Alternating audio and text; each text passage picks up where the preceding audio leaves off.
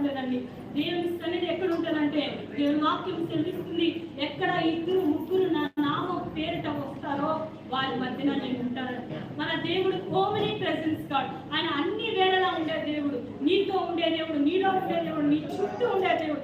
ఆయన ఆకాశంలో ఉండే దేవుడు, భూమిలో ఉండే దేవుడు, నీ సముద్రంలోనికి వెళ్ళిన మనతో ఉండే దేవుడు మన దేవుడు.